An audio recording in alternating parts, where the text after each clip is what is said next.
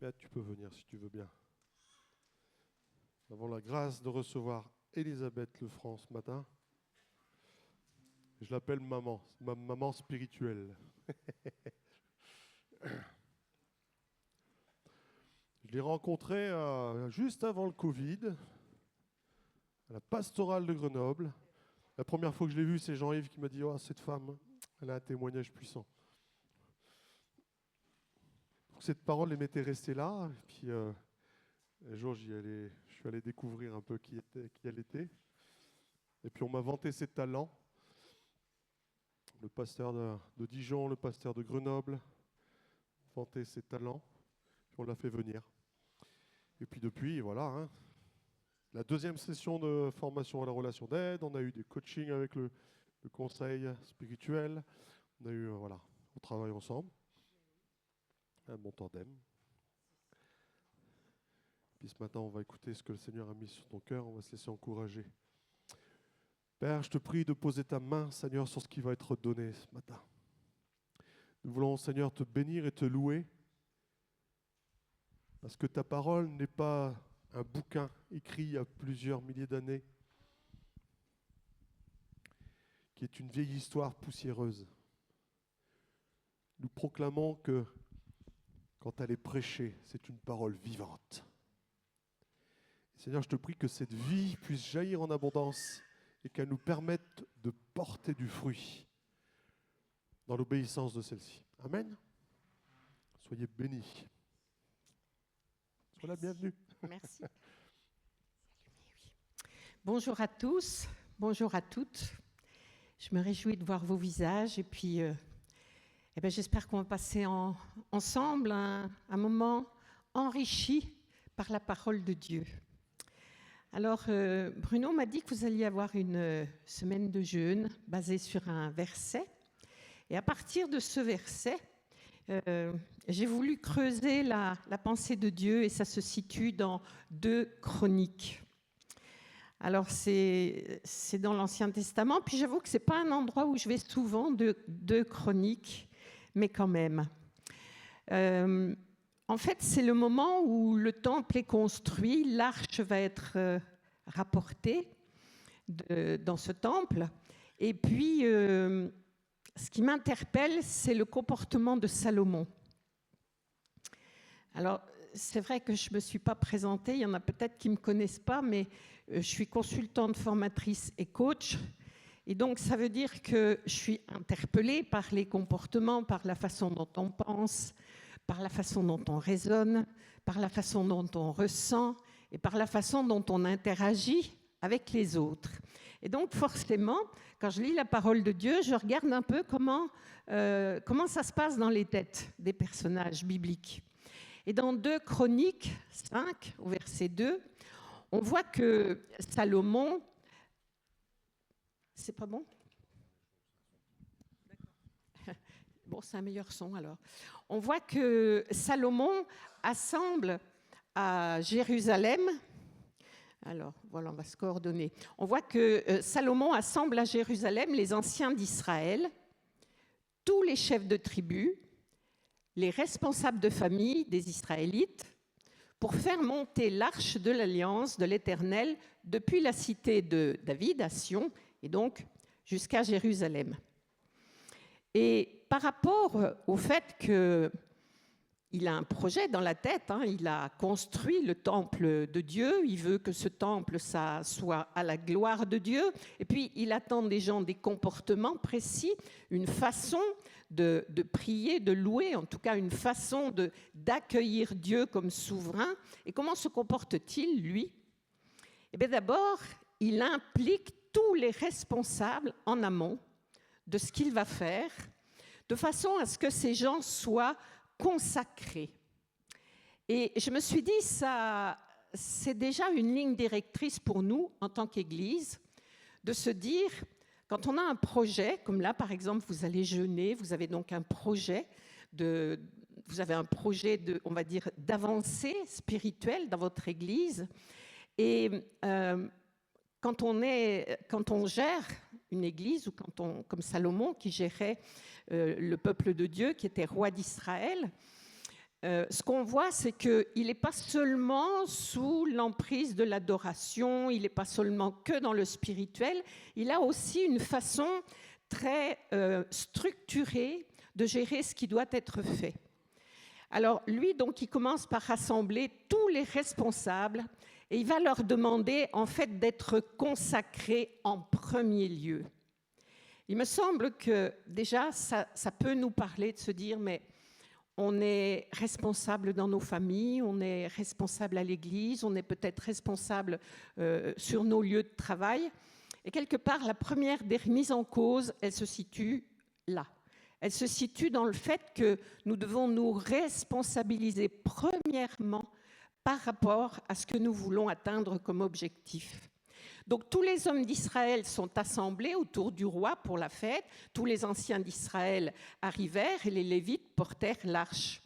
Les sacrificateurs lévites la font arriver à la tente de la rencontre ainsi que tous les objets sacrés. Puis le roi Salomon et toute la communauté d'Israël, convoquée autour de lui, se tinrent devant l'arche. Donc les responsables en premier, ceux qui ont une vocation, une onction spéciale, une direction spéciale, et puis le roi arrive avec le peuple.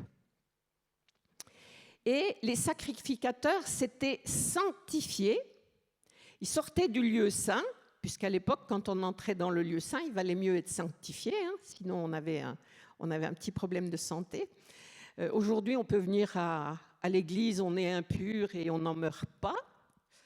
Mais à l'époque, ce n'était pas le cas. Le sacrificateur qui allait entrer dans le lieu saint ou le lieu très saint sans être sanctifié, il ressortait les pieds devant.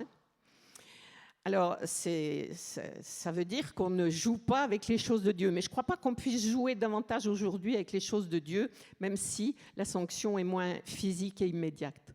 Tous les Lévites, qui étaient chantres, et 120 sacrificateurs sonnaient de la trompette. Vous imaginez la louange qu'il y avait là? Tous les Lévites qui étaient chantres, plus 120 sacrificateurs qui jouaient de la trompette.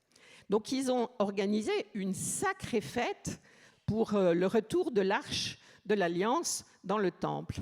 Ils s'unissent pour célébrer l'Éternel et le louer par ses paroles.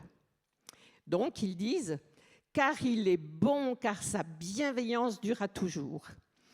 Et Salomon, il aurait pu dire « Je célèbre l'Éternel des armées », parce que c'est à cause de son bras fort que nous sommes sortis du pays d'Égypte et que nous sommes sortis d'esclavage. Il aurait pu, Dieu ayant beaucoup de noms, il aurait pu choisir un autre nom. Il aurait pu célébrer ce Dieu de la guerre qui a fait effectivement sortir son peuple avec efficacité. Mais là, il célèbre quelle facette du caractère de Dieu? Ils disent ensemble, nous célébrons Dieu car il est bon et sa bienveillance durera toujours. Et ils ne cessent de répéter, Dieu est bon et sa bienveillance durera toujours. Et il me semble que ce qui déborde de nos cœurs, c'est ce qu'on va reconnaître dans les qualités de Dieu. C'est une ligne directrice aussi pour nous. Et là, Salomon, qui est quand même le fils de David, l'héritier du trône, et pas n'importe lequel, il passe après David et c'est le roi Salomon, c'est pas n'importe qui sur cette terre. Il a cette humilité de dire Dieu est bon et sa bienveillance durera toujours. Et c'est quelque chose qui va plaire à Dieu. Il aurait pu dire je te remercie parce que parce que justement tu nous as sauvés et que tu nous fais gagner des batailles. Mais ce n'est pas ce qu'il a fait. Il reconnaît que le Dieu qu'il célèbre, le Dieu qu'il veut honorer par ce temple et par ce culte, le Dieu pour qui ils veulent faire la fête, pour lui dire vraiment nous t'accueillons, tu es chez toi dans ce temple, nous t'avons construit une maison, nous voudrions que tu résides ici. Eh bien, c'est un Dieu qui a un cœur. Alors, ça fait toute la différence, parce qu'à l'époque, il y avait beaucoup d'idoles. Il y avait beaucoup de pays qui fêtaient n'importe quel dieu, et des dieux morts, bien sûr, des dieux pas du tout vivants, pas du tout chaleureux. Là, Salomon, il célèbre un Dieu qui a un cœur, un Dieu qui est par conséquent vivant. Si on est bon, c'est qu'on est vivant. Si on est bienveillant, c'est qu'on est à l'écoute. Comment on peut être bienveillant avec quelqu'un si on n'est pas à l'écoute du besoin de quelqu'un? Comment on pourrait être bon et bienveillant si on n'a pas la présence de regarder ce qui se passe ici et maintenant autour de nous? Qui j'ai autour de moi? Qui est à côté de moi? De quoi a besoin cette personne? Et là, on peut dire, je manifeste de la bonté, je manifeste de la bienveillance. Ça veut dire que Salomon, il est conscient que Dieu est un Dieu vivant et que Dieu est un Dieu présent. Salomon remercie et loue ce Dieu et il veut que le peuple loue ce Dieu et ils sont nombreux à chanter cette louange. Et au moment où ils font ça, au moment où ils sont en train de dire Dieu est bon, Dieu est bienveillant, à ce moment-là, la maison de l'Éternel fut remplie d'une nuée. Il y a donc des louanges qui touchent le cœur de Dieu. Je crois que quand dans nos louanges, nous sommes vrais et que nous disons, Seigneur, nous voyons qui tu es, nous considérons avec respect qui tu es. Tu es un Dieu bon, tu es un Dieu bienveillant. On pourrait dire, je te remercie Seigneur parce que tu m'as donné un bon travail, et je te remercie parce que j'ai une bonne famille en bonne santé, et puis je te remercie parce que je viens de changer ma voiture, c'était une bonne occasion, ça c'est super, hein, vraiment merci.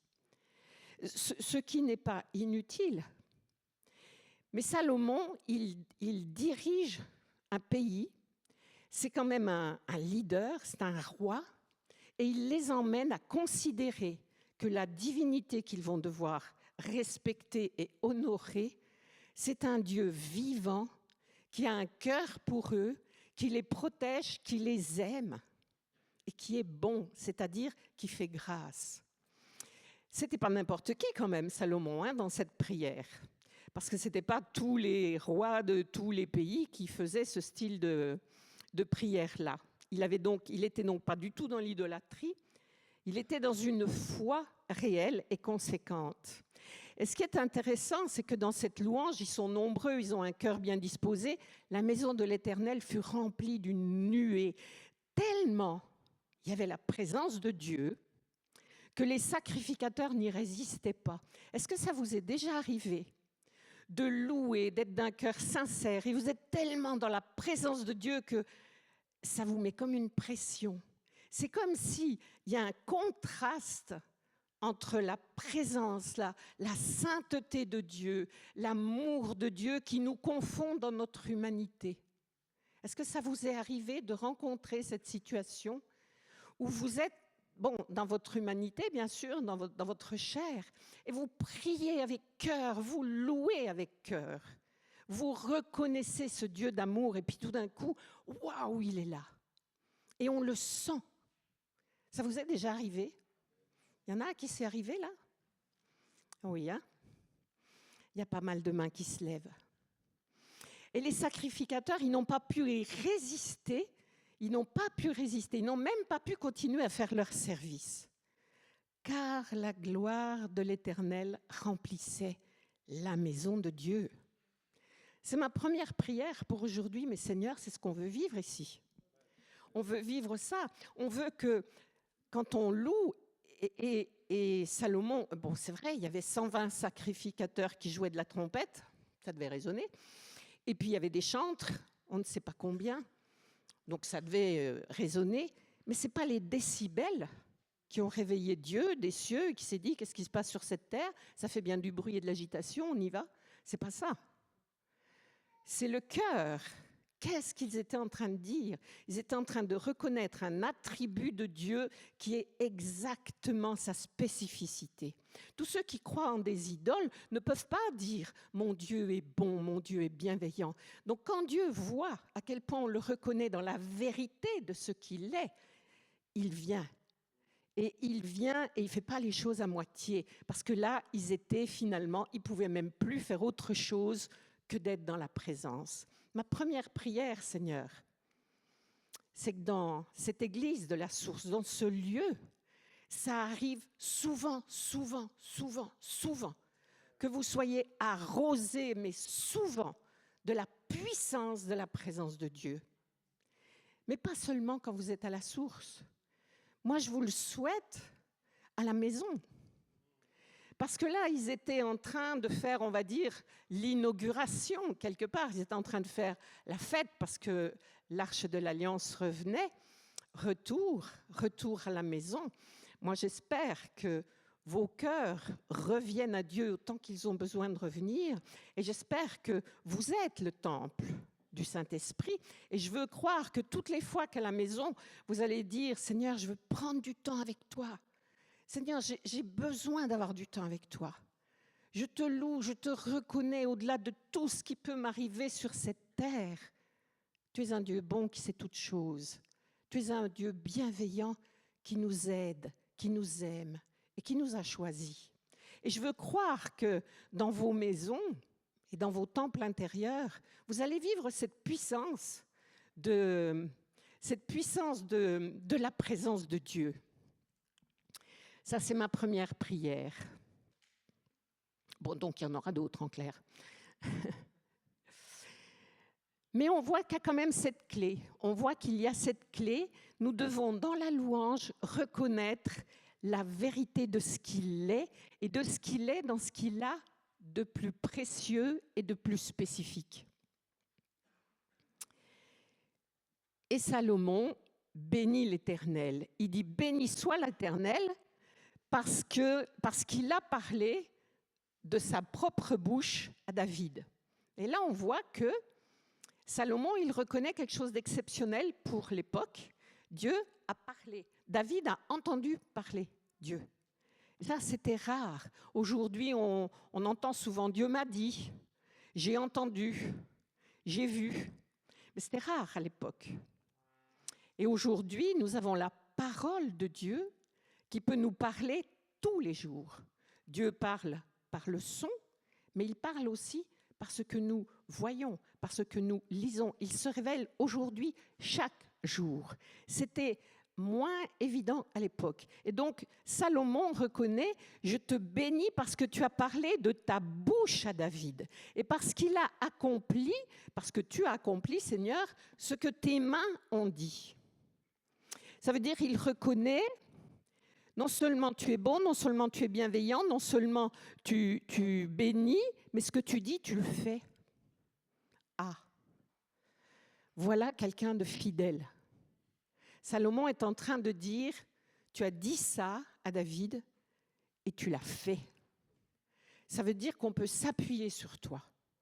Ça veut dire que quelles que soient les circonstances, on comprend pas, on ne voit pas tout de suite, mais ce que tu dis, tu le fais.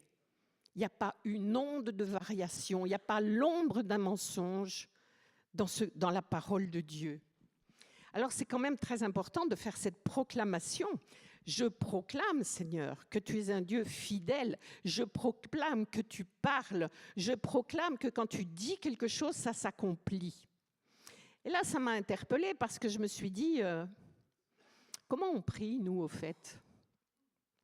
Bon, alors, Seigneur, tu as dit que tu accomplissais, que quand on demande quelque chose, si on est 2 ou 3 à te demander, en ton nom, donc tu le fais. Donc, au nom de Jésus, on est 2 ou 3 à te demander quelque chose, donc tu le fais. Bon, ben, vas-y, passe à la caisse, donne. Je te l'ai demandé, tu me le dois. Non ? Ah ben oui. Ah ben oui. Si 2 ou 3 s'accordent pour demander quelque chose à mon nom, en mon nom à mon Père, il le fait. C'est aussi la parole de Dieu qui le dit. Donc ça veut dire que nous, dans notre mentalité qui est devenue très exigeante, parce que nous sommes très français, très européens, très gâtés, nous l'avons été jusqu'à présent, en tout cas, eh bien nous avons introduit une déformation religieuse sous prétexte de consécration. Nous avons commencé à dire « tu nous dois des choses ». Nous t'avons demandé ça, tu nous le dois. Et puis tu nous le dois dans le délai qui nous convient. Aïe. Bon, pas vous, hein. Pas vous. Nous, on est la génération fast-food. Je fais un numéro, j'appelle quelqu'un. Sur WhatsApp, en plus, on aura la vidéo. J'appelle quelqu'un, je compte jusqu'à 1, une sonnerie, 2 sonneries, 3 sonneries, mais c'est pas normal, ils n'ont pas répondu, mais qu'est-ce qu'ils font? Vous savez, la génération exigeante, tout de suite, maintenant. Pourquoi? Parce que je le veux, parce que je l'ai dit. Non, pas vous? Ils sont bien adoués, hein? Ils sont bien, hein? Vous les avez bien éduqués. Mais vous voyez, c'est pas comme ça que ça se passe avec le Seigneur.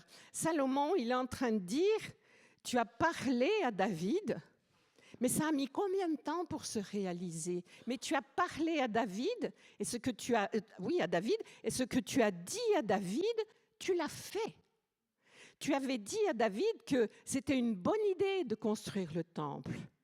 Mais tu lui as dit aussi, c'est ton fils qui va le faire. Et voilà, j'ai construit le temple et j'ai hérité de la royauté de mon père. Ce que tu dis, tu le fais.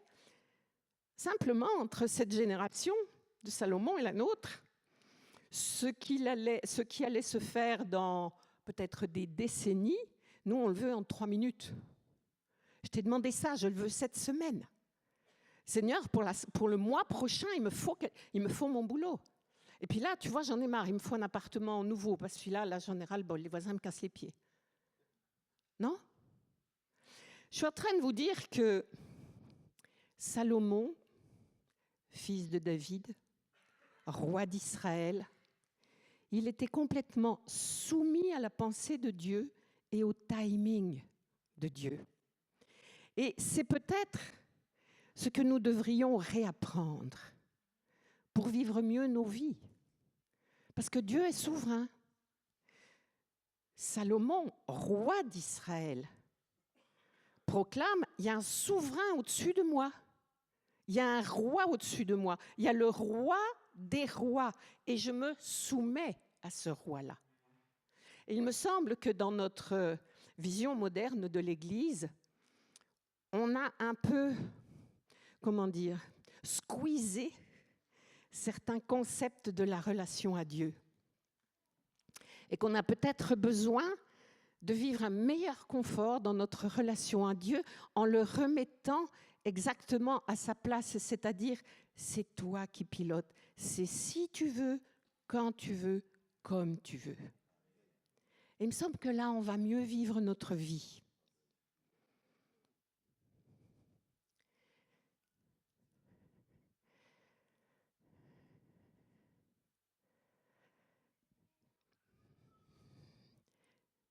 Salomon dit, « J'ai bâti une résidence pour toi, un lieu où tu habiteras éternellement. » Et dans Chroniques, chapitre 6, versets 7 et 8, il dit, « Mon père a eu à cœur de bâtir une maison au nom de l'Éternel. » Et là, ça m'a fait réfléchir parce que je me suis dit, tiens, il ne nous est pas dit, le Seigneur a inspiré David pour qu'il lui construise un temple. Cette version-là, ce chapitre-là nous dit, David a eu à cœur de bâtir une maison au nom de l'Éternel. Et là, ça me ramène à notre façon d'aimer Dieu, notre façon concrète, pragmatique d'adorer Dieu dans les faits. Un jour, David il s'est dit, mais c'est pas possible, nous on a des grandes maisons, des belles maisons, et Dieu il habite où? Il va tout de même pas habiter dans une caisse à savon. Il nous le faut parmi nous, et il lui faut un lieu d'habitation. Et Salomon, il est en train de dire, mon père a eu ça à cœur. Et puis, le Seigneur lui a dit, tu as bien fait d'avoir ça à cœur. Ça veut dire que ce Dieu que nous devons craindre, c'est aussi un Dieu qui nous laisse libres de la façon dont nous voulons l'aimer. Il nous laisse libres de l'honorer, libres de le chérir comme nous voulons. Parce qu'il dit, David a eu à cœur de faire ça, et le Seigneur lui a dit, c'est une bonne idée. C'est étonnant, hein, parce qu'on pourrait penser que tout ce qu'il y a de grand, tout ce qu'il y a de beau nous vient de Dieu. Ben, Dieu honore aussi ce qui vient de nous. Quand c'est une bonne idée, elle va se réaliser. Et donc, il lui dit simplement, c'est pas toi qui vas construire, c'est ton fils. C'est lui qui va bâtir la maison au nom de l'Éternel. Et Salomon dit « L'Éternel a tenu parole. Je me suis levé, je suis devenu roi, je suis monté sur le trône, comme l'avait dit l'Éternel. » Ça veut dire que on a besoin, nous aussi, de voir que nos prières sont efficaces. Et comme Salomon dit, je constate la fidélité de Dieu. Nous sommes un peu pareils. Nous avons besoin de constater que Dieu répond.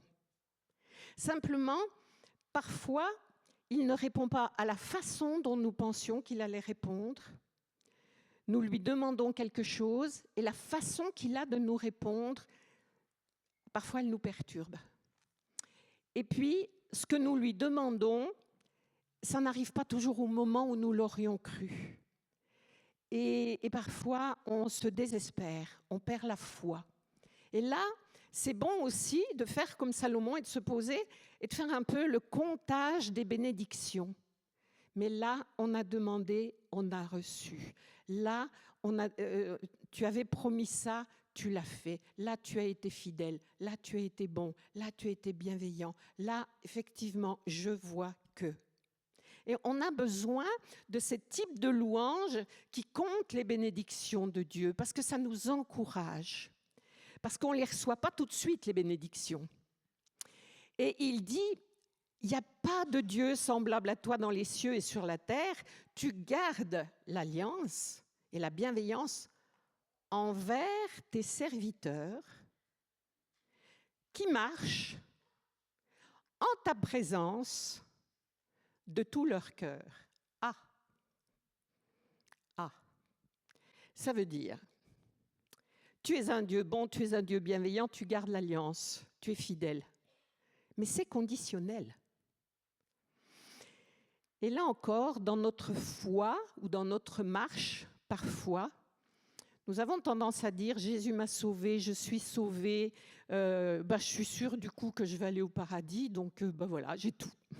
C'est tout bon, tout est fait. » Oui,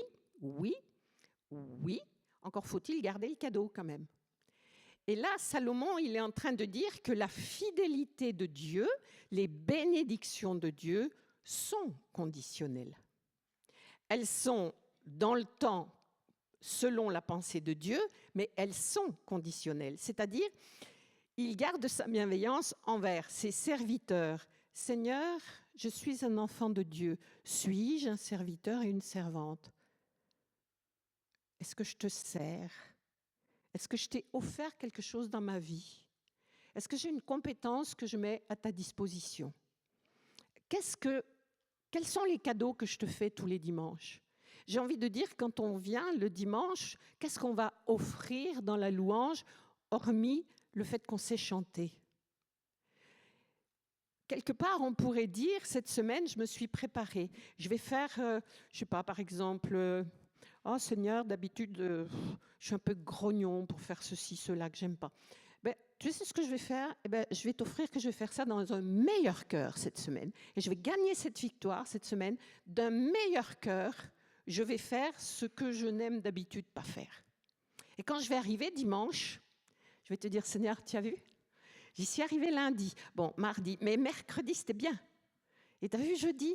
Et regarde, vendredi, j'y ai carrément pris plaisir. Et puis samedi, je me suis dit, ça peut devenir naturel. Regarde, Seigneur, je t'offre une victoire. Salomon, il avait cette mentalité dans sa prière, de dire qu'est-ce qu'on va offrir, quelles sont les victoires. Pourquoi je vous parle de ça? Parce que souvent, nous nous contentons de dire je suis enfant de Dieu, je suis serviteur et servante si Dieu le veut, mais là, je suis en train de vous dire, non, on marche. Il dit, tes serviteurs qui marchent dans ta présence. Alors, essayez comme ça, vous êtes assis, vous vous mettez debout, ça vous a déjà pris un acte de volonté. Et si je ne dis pas à mon corps « marche », il ne marchera pas. Il faut que mon cerveau ait passé la commande. Ça veut donc dire que c'est une action, c'est une décision. Et de plus, pour que mon corps se déplace, il faut que je lui dise s'il va devant, à droite, à gauche, en arrière, il faut que je lui dise où il va. Donc quand il nous est dit « marche dans sa présence », nous avons la responsabilité de choisir une direction de la présence de Dieu. Donc, qu'est-ce que je vais faire quand je vais me mettre en mouvement? Je choisis un axe qui va m'emmener dans la présence de Dieu. C'est pourquoi je vous disais tout à l'heure, Salomon, il a choisi de reconnaître ce Dieu vivant, ce Dieu de cœur, ce Dieu d'amour, ce Dieu présent. Il y a encore d'autres possibilités, mais c'était sa marche à lui. Et donc, Dieu est fidèle dans sa bienveillance et dans sa bonté. Je suis tout le temps en train de dérégler mon truc, là. Ça va aller.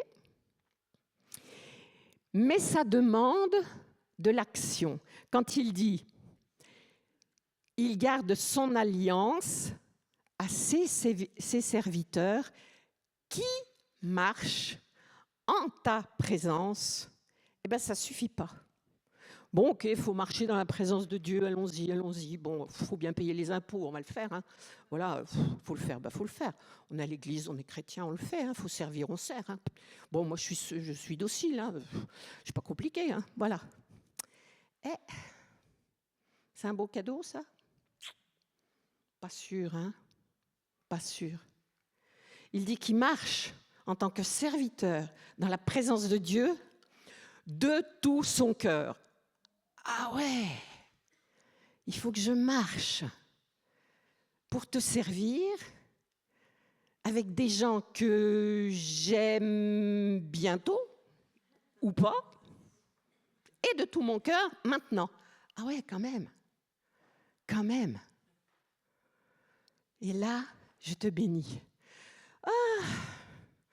Ah ben dis donc, Seigneur, et est-ce que ça ne serait pas ça l'offrande? Est-ce que ça ne serait pas ça l'offrande dont il nous est parlé? Parce qu'au fond, si on veut bien ce Dieu tout-puissant, est-ce qu'il a besoin de nous? Franchement, celui qui a créé le ciel et la terre, il a créé les cieux, il a créé les couleurs, il a créé les parfums, il a créé tout ce qu'il y a de plus beau, de plus puissant et de plus grand comme de plus petit. Vous croyez qu'il a besoin de nous? Mais non, il n'a pas besoin de nous. Ce qui l'intéresse, c'est pas ce qu'on fait, c'est la façon dont on va le faire ensemble. Est-ce que la façon dont on va se comporter ensemble dans l'Église, la façon dont on va servir, est-ce que ça le représente? Est-ce que la façon dont on vit ensemble et dont on sert ensemble, ça sert aux autres à dire « mais ils sont spéciaux ceux-ci, mais qu'est-ce qu'ils ont ceux-là là? Mais qu'est-ce qu'ils ont à la source? Ils ont des bouilles qui brillent comme des soleils, ils ont des sourires jusque-là, on dirait qu'ils n'ont jamais d'ennui, ils se soutiennent, on n'a pas l'impression qu'il y a des conflits, et quand il y en a, ça se passe franchement dans l'amour. Qu'est-ce qu'ils ont ces gens? Mais pourquoi la source, elle est comme ça? Parce que la source, elle se tient dans la présence de Dieu, elle marche dans la présence de Dieu. Et on prie concrètement pour vivre cette présence de Dieu. Remplis-nous de ta présence parce que tu es un Dieu d'amour, un Dieu bon. Et nous, de tout notre cœur, on veut t'aimer. Et pour te dire qu'on t'aime de tout notre cœur, on va aimer le voisin. À gauche, à droite, on va aimer ceux-là. Bon, ils sont moins parfaits que toi. Ça tombe bien. Moi aussi, je suis moins parfaite que toi. Donc, bienvenue au club des gens normaux. Ça devrait bien se passer. Vous voyez, ce que je suis en train de vous dire, c'est que depuis Salomon, il avait déjà conscience. C'était déjà les prémices de l'Église moderne. On construit un temple, on a un temple plein de richesses. On va donner à Dieu ce qu'on a de meilleur, matériellement. Mais Salomon, il n'est pas en train de dire « Merci, tu m'as donné de l'or. Merci, il y a du bronze. Merci. » Non. Il est en train de dire humblement, moi, roi d'Israël, je suis tout petit pour te servir. Et cette maison que je t'ai faite, qui est le plus luxueuse que j'ai pu, mais comment elle pourrait te contenir? Toi qui es plus grand que les cieux des cieux. Et pourtant, tu choisis de vivre sur cette terre avec nous. T'es bizarre. Il est bizarre, Dieu, non? Il est bizarre parce qu'il nous aime. Et la seule chose qu'il veut vraiment, c'est qu'on l'aime. Et la seule chose qu'on peut vraiment faire pour lui dire qu'on l'aime, c'est pas seulement lui dire « je t'aime, je t'aime, je t'aime ». Et puis il va me dire « oui, aime ton voisin ». Oh bah écoute, oui, mais regarde, il n'est pas sympa, il sent pas bon, il n'est pas beau. Mince alors. Et le Seigneur, il dit, mais aime-le comme moi, je l'aime. Marche dans la présence de Dieu. C'est dans la présence de Dieu qu'il y a l'endroit des miracles. Mais l'endroit des miracles, c'est la révolution dans notre cœur. C'est la révolution dans notre âme. Vous voyez ça? Est-ce que vous l'entrevoyez? Et maintenant, Éternel, Dieu d'Israël, qu'elle se confirme la parole que tu as donnée à ton serviteur David. Mais quoi? Dieu habiterait-il véritablement avec l'être humain sur terre? Ce Dieu, voici que les cieux des cieux ne peuvent contenir. Combien cette maison que j'ai bâtie ne peut pas te contenir? Et c'est important qu'on réalise ça, quoi qu'on croit faire pour Dieu. C'est tellement petit à cause de lui. Vous savez, on peut se dire, il y a deux attitudes. On peut se dire, bah, de toute façon, je ne vaux rien. Qu'est-ce que tu veux que je fasse? Je ne vaux rien. D'abord, j'ai péché dans ma vie. Je ne suis pas en forme. Je suis vieille ou je suis trop jeune. Je ne vaux rien. Alors, ça, déjà, c'est une première mauvaise pensée. Une deuxième mauvaise pensée, ça serait de dire, t'as vu un peu, Seigneur, quand même, comme m'a dit, mais elle est conséquente. T'as vu quand même un peu? Et puis bon, parce que j'ai du talent et du savoir, tu as vu, je leur ai économisé beaucoup d'argent en faisant ceci et cela dans l'église. Hein. Grâce à moi, ils ont économisé, je ne sais pas quoi, le technicien, l'ingénieur, quand même. Hein. Tu considères un peu mon cadeau? Il aurait pu faire ça, Salomon. Il aurait pu faire ça. Il était roi, il était riche. Et puis, bon, franchement, il avait de la lignée, hein, fils de David. Il aurait pu dire, bon, je suis quand même le fils de David et je me prosterne devant toi. Considère un peu. Il y a des rois qui ont fait ça. Hein. Il y en a qui ont été comme ça, arrogants, orgueilleux. Salomon, à ce moment de sa vie, il dit, mais je suis conscient que je t'ai construit quelque chose, mais je suis conscient que c'est si petit à côté de qui tu es. Et il nous faut, je crois, retrouver cette capacité à louer Dieu dans la vérité, dans la relativité. Ben oui, je fais tout ce que je peux pour bien faire. Je t'offre tout ce que je peux. Mais je suis consciente que dans mon humanité, ça ne représente pas grand-chose par rapport à qui tu es. Et c'est parce que tu es bon et parce que tu es bienveillant que tu accueilles notre louange. Et la seule chose qu'on puisse faire, c'est reconnaître qui tu es et non pas considérer qui nous sommes ou ce que nous faisons.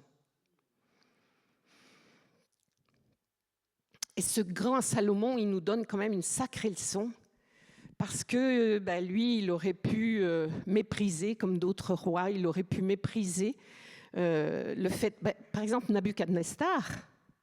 Oh, c'est bien, Daniel, oui, mais c'est bien ton Dieu. Je vais demander qu'on respecte ton Dieu. Mais lui, il a fait quoi? Il ne s'est pas converti. Ah, ton Dieu, mais tu as des révélations. Ouh, ton Dieu est puissant, Daniel, ton Dieu est puissant. Mais toi, quand est-ce que tu plies le genou devant ce Dieu-là? Et Nabuchodonosor, il a quand même fallu qu'il aille brouter l'herbe pendant 7 ans pour comprendre qui est Dieu. Ouh, Seigneur, préserve-nous d'aller brouter l'herbe. Surtout pas dans nos régions. Mais c'est vrai. Parfois, Dieu est obligé de nous humilier parce que nous voyons la vérité, nous connaissons la vérité, mais nous ne voyons pas en quoi elle nous concerne. Comme Nabuchodonosor. Reconnaissez le Dieu de Daniel. C'est un Dieu qui révèle. C'est un Dieu qui dit la vérité. Reconnaissez le Dieu de Daniel. C'est un Dieu puissant. Il a tiré du feu. Ouh, reconnaissez-le. En tout cas, respectez-le. Bon, mais moi, je suis roi quand même. Hein. Et Nabuchodonosor, il n'a pas fait comme Salomon. Nabuchodonosor, il a brouté. Il a perdu son cerveau humain au profit il lui a donné un cœur d'animal. Il fallait ça pour pouvoir supporter l'herbe. Hein. Jusqu'au moment où Nabuchodonosor a enfin levé la tête et puis il a été racheté et tout lui a été restitué. Mais ce que je veux dire par là, c'est que c'est notre décision, la qualité de la louange, la qualité de l'adoration, la qualité de cœur qu'il nous faut pour être dans la présence de Dieu, c'est entre nos mains. Souvent on dit Saint-Esprit, viens, Saint-Esprit, et le Saint-Esprit va dire oui, tu m'invites, mais je rentre dans une maison propre. Est-ce que tu as balayé un peu ta maison avant? Est-ce que tu as fait ceci, cela? En tout cas, Salomon, il nous montre que quelle que soit la vision qu'il pouvait avoir de lui et quelle que soit la richesse qu'il avait à donner à Dieu, c'est pas ce qui a été important pour lui. Et la qualité de la louange qui a attiré très très vite la nuée, une présence de Dieu au point qu'ils ne pouvaient même plus faire ce qu'ils avaient à faire, c'était leur cœur. Est-ce qu'ils étaient parfaits? Non, ils n'étaient pas parfaits. Salomon dit plus loin, nul humain ne sait comment ne pas pécher. Mais la qualité de cœur, de bonne volonté. Alors, peut-être c'est la prière que je fais pour vous, pour nous. C'est de dire, Seigneur, montre-nous ce que c'est que d'avoir un cœur bien disposé. Combien de fois on regarde à nous, à nos circonstances, à ce qu'on est, ce qu'on n'est pas, ce qu'on a, ce qu'on n'a pas, ce qu'on aurait voulu avoir, nos frustrations. Le voisin, il a plus, il a moins, je suis moins gâtée, je suis plus gâtée. Oh! Combien de fois nous comparons et nous louons à partir de notre humanité. Et peut-être devrions-nous demander à Dieu, donne-moi un cœur bien disposé parce que je veux te louer à la façon dont tu aimes être loué. Je voudrais que ma louange, elle monte directement devant le trône de Dieu, qu'elle t'attire un sourire, que tu sois tellement content que tu dis, je me plais dans cette assemblée. J'y vais, ils sont là, je suis là. Alors toutefois, l'Éternel, mon Dieu, dit Salomon, sois attentif à la prière de ton serviteur et à sa supplication. Alors que tu es un grand Dieu, sois attentif, s'il te plaît. Quelle humilité! S'il te plaît, sois attentif à ma prière. Sois attentif à ma supplication. La prière, la supplication, c'est pas la même chose. Quand on supplie, c'est qu'on est à peu près au bout de ressources et qu'on dit, mais là, je ne peux pas, là, j'ai besoin, là, il me faut, je t'implore, je te supplie. Sois attentif, écoute mon cri, Dieu de bienveillance et de bonté. Écoute. Et la prière, écoute la prière que ton serviteur t'adresse. Donc d'abord, il y a une louange de cœur, et puis après, il y a une prière, il y a une supplication, il y a des cris, et on sollicite l'écoute de Dieu. Et peut-être qu'aujourd'hui, on dit Dieu est là, Dieu nous entend, Dieu est présent, merci Seigneur. Mais moi, je me demande si on n'est pas arrogant parfois. Ça m'est déjà arrivé d'être dans une église, puisque je suis itinérante, donc je vais à droite, à gauche. Ça m'est déjà arrivé de me dire, dans la louange, là, ils ferment les yeux, on a l'impression qu'ils sont au 7e ciel, mais moi, je n'ai pas quitté le plancher des vaches. Ils ne m'ont pas embarqué avec eux. Ils sont partis tout seuls. Vous voyez ce que je veux dire? On a l'impression qu'ils entrent dans une louange émotionnelle, mais ça n'embarque personne. Là, la louange dont il nous est parlé, ce n'était pas possible de résister. Il y avait la présence de Dieu, ça embarque tout le monde. Je suis en train de vous dire que parfois, on peut être dans notre imaginaire, on peut se dire, je pense que Dieu est là, et de toute façon, Jésus a dit qu'il serait avec nous tous les jours de notre vie, donc il est là. Et on ne règle pas nos vies. On ne met pas en ordre ce qu'on devrait mettre en ordre, et du coup, on dit qu'on est présent, mais on ne la sent pas, la présence. Il nous est dit, là, que la présence de Dieu, elle était palpable. Alors, il dit que tes yeux soient jour et nuit ouverts sur cette maison. C'est ma prière pour la source, c'est ma prière pour vos vies, pour vos temples intérieurs. Seigneur, que jour et nuit, tes yeux soient sur cette maison de prière, cette maison de consécration, cette maison de bénédiction, cette maison où le cœur de Dieu bat tellement fort que l'on sent sa présence. Que jour et nuit tes yeux soient ouverts sur cette maison, sur ce lieu dont tu as dit que là, tu mettrais ton nom.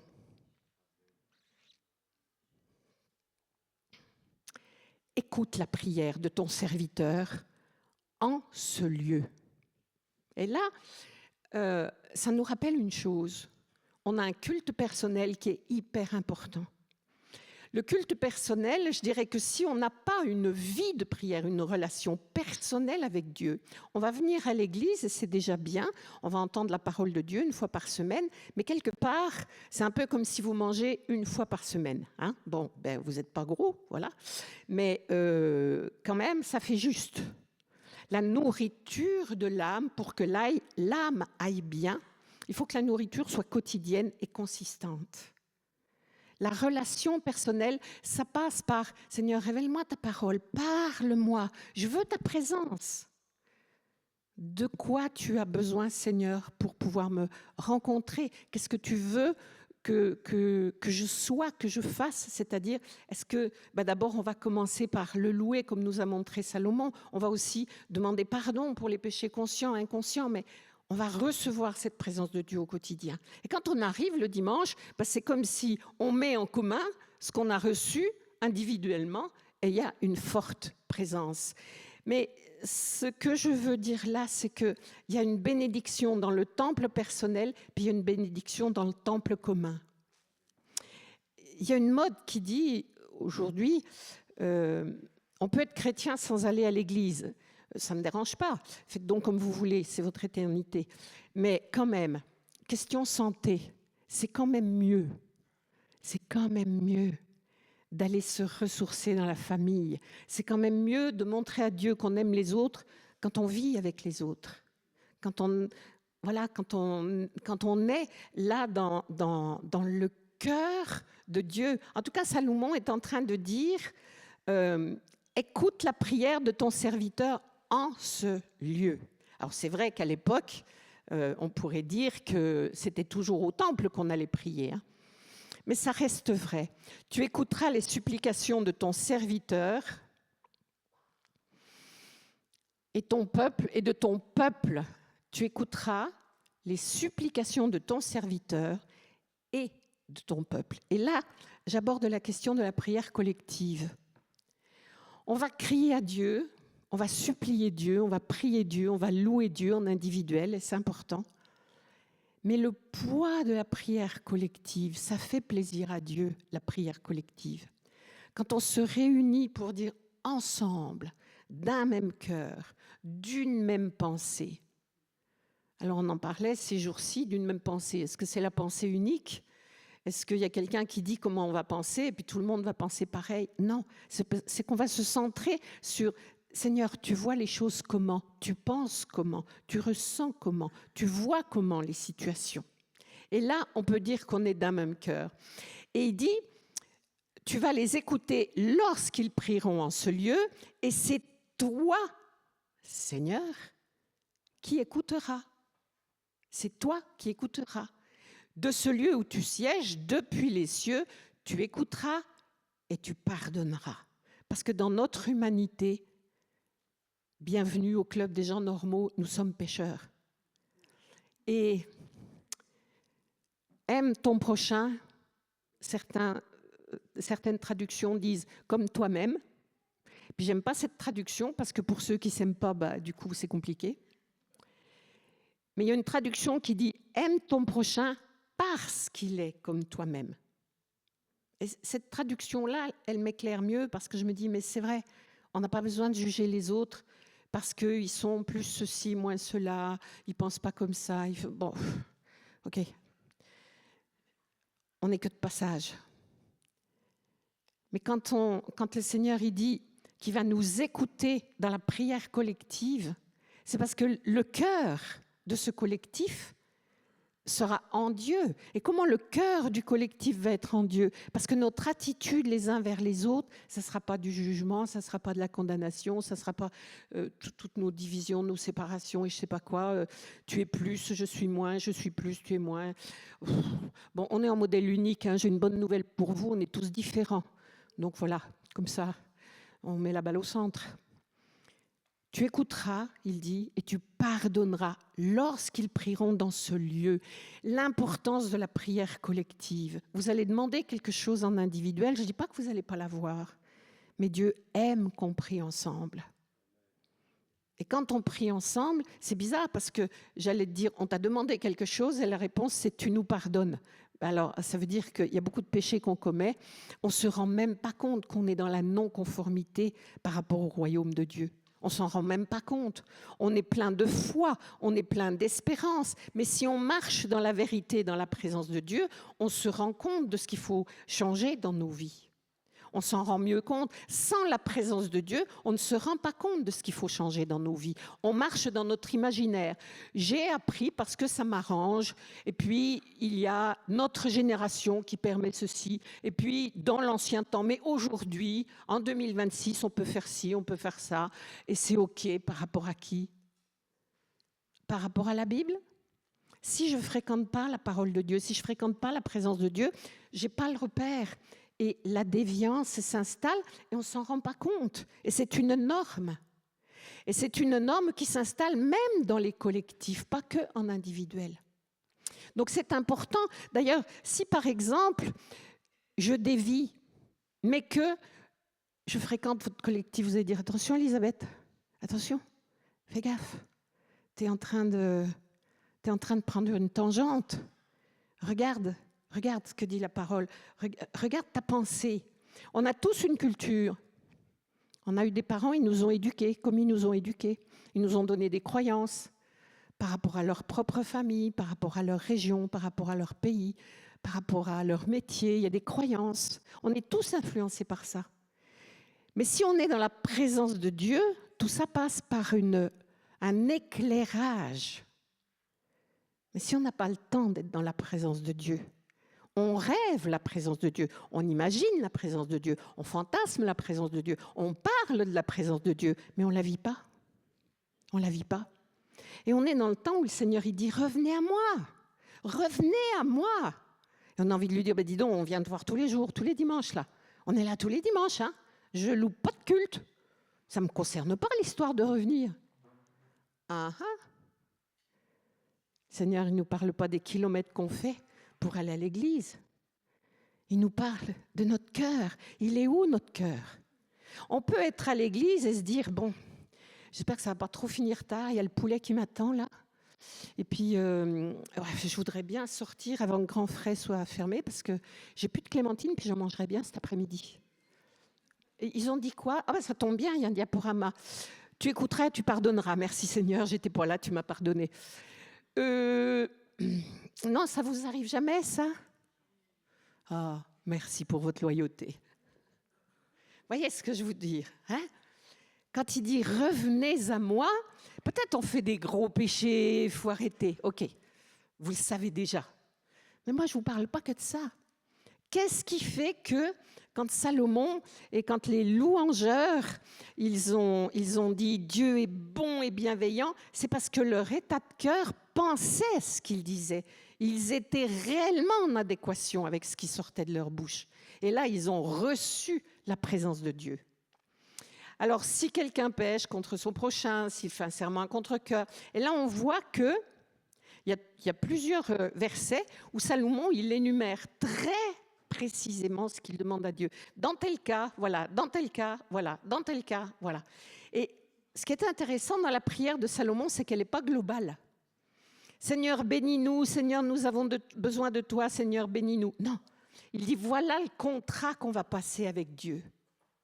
Seigneur, on te loue, on te prie, on a besoin de ta présence et on a besoin de réponses concrètes, précises à des demandes précises.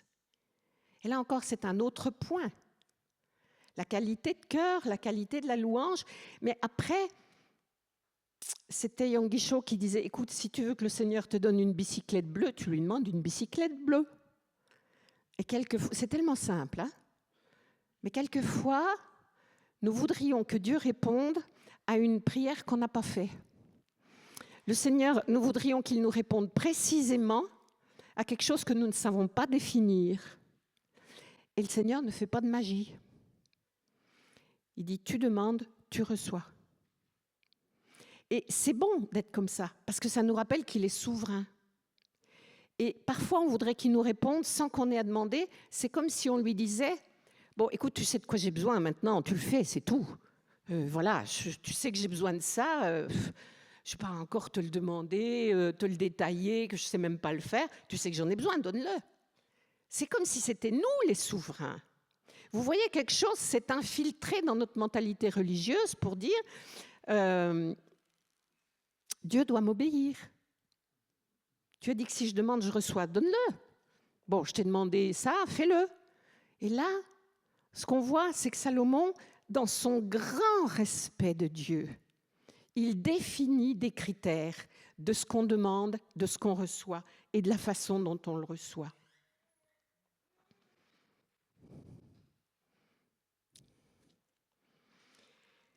Chaque prière et chaque supplication que t'adressera tout homme ainsi que tout ton peuple, alors que chacun aura reconnu sa plaie et sa douleur, et qu'il étendra ses mains vers cette maison, c'est toi qui l'écouteras des cieux.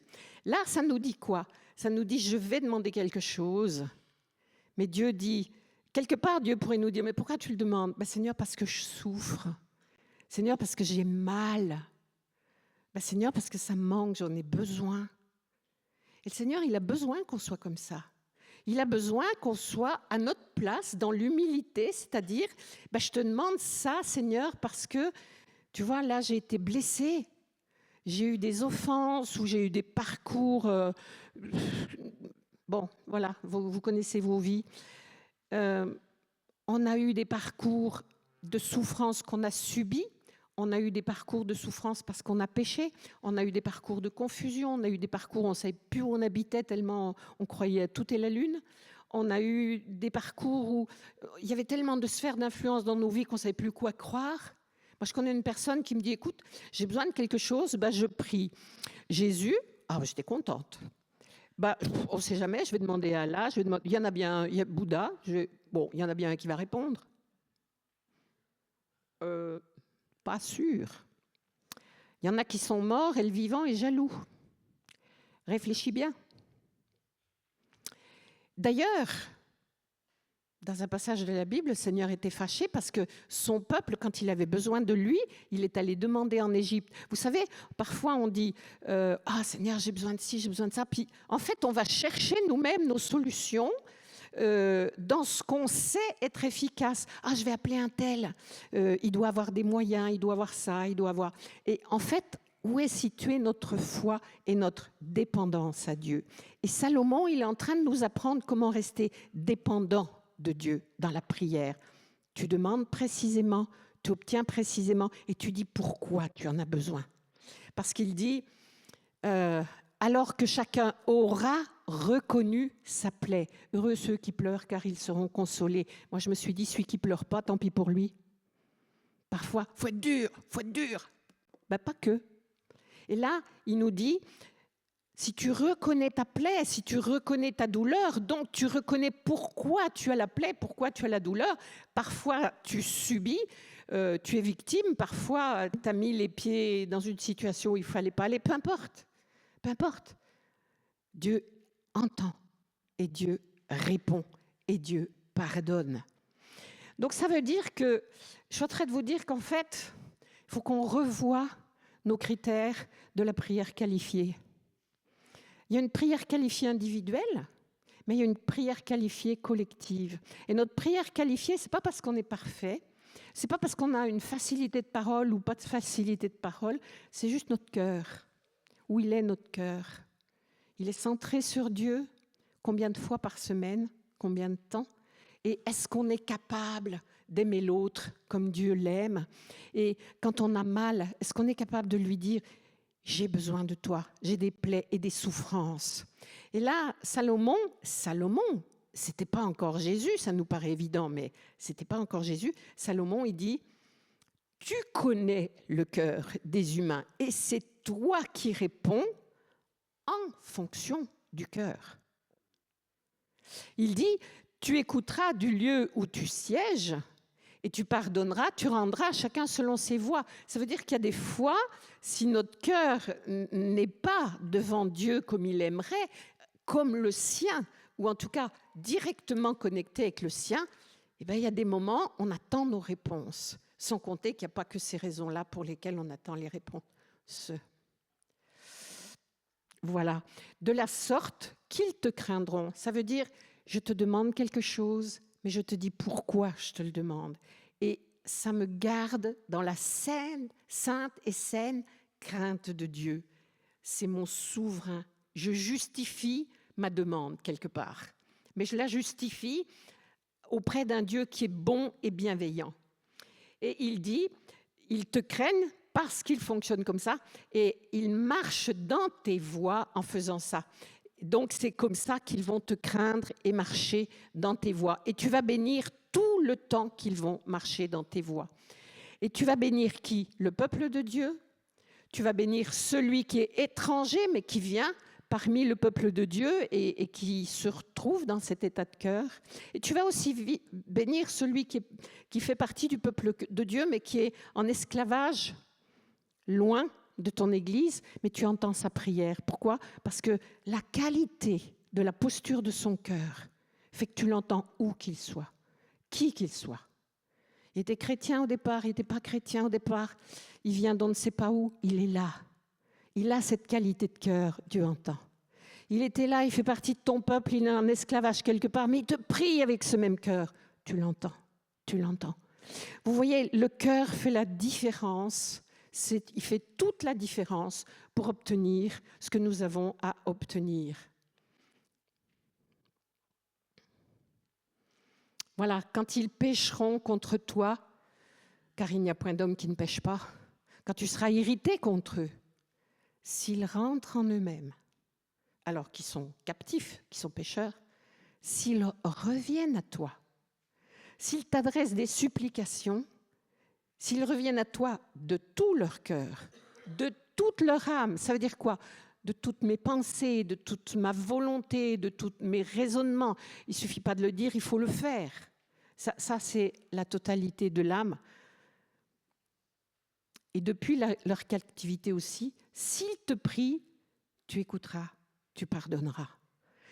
Ça veut dire que d'où que nous soyons, déjà du temps de Salomon, Dieu était reconnu comme un Dieu bon, bienveillant, qui n'a qu'une envie, c'est de pardonner, mais c'est conditionnel. Et pourquoi je vous en parle? Parce qu'il me semble qu'il y a comme une déviance facile en disant Jésus est bon, Jésus sait tout, Jésus pardonne tout. Puis en fait, on se comporte comme des bébés, comme des gamins. En fait, on ne se remet pas en cause, on nettoie pas ni l'âme, ni on sanctifie rien, quoi. On est juste là, on chante, on est content, mais on n'avance pas en personne mature, responsable. Ce que je fais a des conséquences. Et Dieu considère les conséquences. Et Dieu va m'écouter parce que mon cœur est au bon endroit pour être écouté. Ça ne veut pas dire que je vais recevoir tout ce que je demande, mais c'est lui qui décide. Parce que si Dieu est souverain, alors je ne crains rien. Quel que soit ce que j'ai demandé, quel que soit le temps où je vais recevoir, le temps que ça prendra, ce n'est pas grave. En tout cas, on aura la présence palpable de Dieu. Donc, Salomon priait avec précision et la présence de Dieu était palpable. Ta bienveillance dura toujours, Salomon célébra la fête pendant 7 jours, puis au 8e, il a fait une cérémonie solennelle, puis au 23e jour, il a renvoyé tout le monde. Ils étaient tous contents, ils avaient un cœur content pour ce que Dieu avait fait. Et puis, il nous est dit que Salomon a fini d'achever le temple, la maison du roi. Ça veut dire que ça a pris un peu de temps quand même, ça, hein? Et puis là, l'Éternel est apparu à Salomon. Et je me suis dit, waouh, Seigneur, attends, ils t'ont loué comme des fous. Ils avaient un cœur bien disposé. Pendant 7 jours, ils n'ont fait que ça, chercher ta présence, recevoir ta présence. Ils t'ont demandé des choses précises. Et puis ils sont rentrés à la maison, ils étaient contents, hein, ils avaient bénéficié de ta présence, ils étaient contents. Ils étaient remplis de contentement.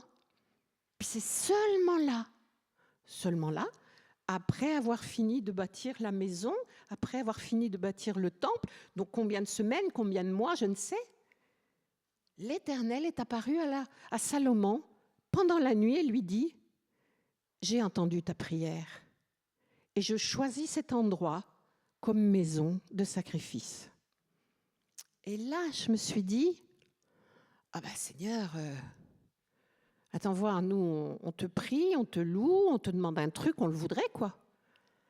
Et là, mais il s'est passé combien de temps avant que tu ailles dire à Salomon, je suis d'accord? Ça veut dire quoi?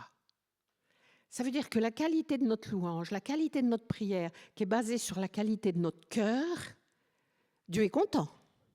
Mais il dit maintenant, c'est au pied du mur qu'on voit le maçon. Ça ne me suffit pas que tu sois sympa le dimanche. Maintenant, je veux voir comment tu vas te comporter dans les faits et dans le temps. Ah, d'accord. Il ne suffit pas de dire « j'aime mon voisin », il suffit de le faire. Il ne suffit pas de dire « j'aime Dieu », il suffit d'être dans sa présence, dans le temps. Que je reçoive ou que je ne reçoive pas, je cherche sa présence. Que je reçoive ou que je ne reçoive pas, je fais des prières précises, j'attends la réponse, il la donnera s'il veut, quand il veut, mais je continue de l'aimer d'une façon indéfectible. Et je continue d'avoir une posture constante dans le collectif comme en individuel. Et à un moment donné, Dieu dit, je valide. Mais là, on voit qu'il n'a pas validé dans les 5 minutes. Hein, parce que le temps que les maisons, le temple et la maison se finissent, il n'y avait pas les bulldozers, il n'y avait pas Caterpillar et tout le reste. Hein. Ben non. Donc ça s'est fait à bras d'homme, cette histoire. Ça a pris quelque temps. Et c'est seulement là où le Seigneur lui dit, j'ai entendu ta prière. Et seulement là, il dit, j'ai entendu ta prière, je valide, ça sera ma maison. Et maintenant, je prends mon engagement. Quand même, je fermerai le ciel et qu'il n'y aurait plus de pluie, parce qu'ils auraient péché. Quand j'ordonnerai aux sauterelles de dévorer le pays, quand j'enverrai la peste contre le peuple, ça veut dire quand je serai furieux, quand bien même je serai furieux, si mon peuple, sur qui est invoqué mon nom, s'humilie, prie, cherche ma face, s'il revient de ses mauvaises voies, moi, j'écouterai des cieux, je lui pardonnerai son péché et je guérirai son pays. Son pays, pas seulement sa petite vie, pas seulement son petit collectif. Vous voyez, je crois que nous avons besoin de revisiter nos stratégies de prière, nos postures devant Dieu, notre conception de la relation à Dieu, notre conception de l'exaucement. Dieu est souverain, c'est pas nous. Dieu est Seigneur, c'est pas nous. Jésus nous a tout donné, il reste Dieu. Nous sommes fils de Dieu.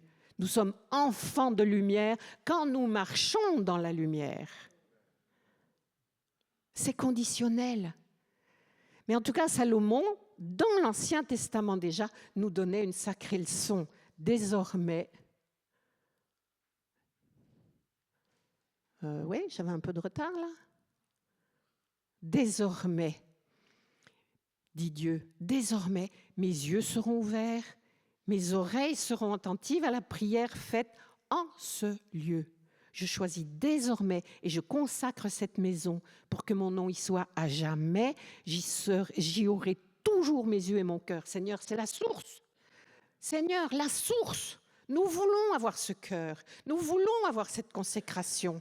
Nous voulons avoir cette vision de toi par rapport à nous et de toi dans nos vies et de toi ici et de toi sur le rayonnement dans cette région. Et le rayonnement tout court, parce que tu décides. Moi, je fais cette prière pour la source, mais pour chacune de vos vies, que ça soit ça. Que Dieu puisse dire, j'ai cet engagement avec eux. Je ne les lâcherai jamais du regard. Alors vous pourriez dire, Jésus me l'a déjà dit. Ouais, mais si nos vies, si nos cœurs ne sont pas disposés comme ça, et comment faire alors que nous sommes tous pécheurs, qu'on le veuille ou non? On pêche chaque jour. Alors je crois qu'il nous faut, comme le contrat que Salomon a passé, il a passé, vous relirez ces passages, parce que je ne les ai pas tous mis, mais il a fait des demandes précises. Il y avait des conditions précises. Et le Seigneur a dit, je t'observe, je vois que votre cœur reste comme ça dans le temps, je valide. Et parce que je valide, voilà ce qui va se passer de bon dans votre communauté et dans votre pays. Que Dieu vous bénisse, que Dieu vous révèle, que Dieu vous consacre, que Dieu vous conduise pour que votre cœur batte à l'unisson avec le sien, pour que votre cœur entende ce que dit son cœur, pour que votre cœur accueille sa pensée, pour que votre âme puisse lâcher prise sur tout ce qui vous tient, que ce soit encore en Égypte ou comme les étrangers qui étaient là, qui ont été accueillis, mais d'autres qui étaient du peuple et qui étaient encore dans les esclavages, où que vous soyez.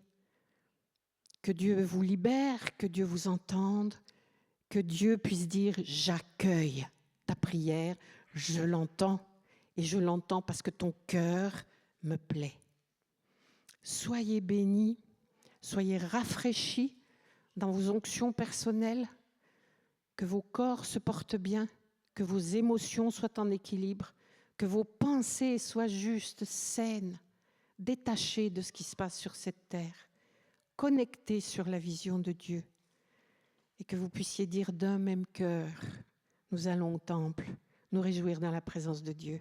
Amen.